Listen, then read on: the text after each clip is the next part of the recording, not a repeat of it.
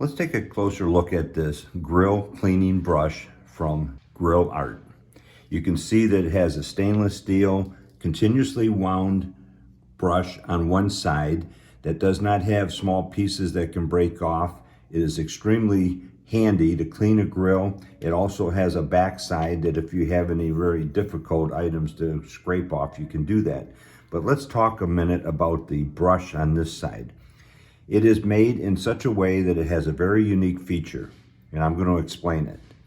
This is a very dirty grill, and what you do is you turn your grill on, let it warm up, and then you take a bowl of water and you can dip the brush into the water, and then you can clean a hot grill, and it basically steams it and then removes the contaminant or any of the grilled material off with the brush.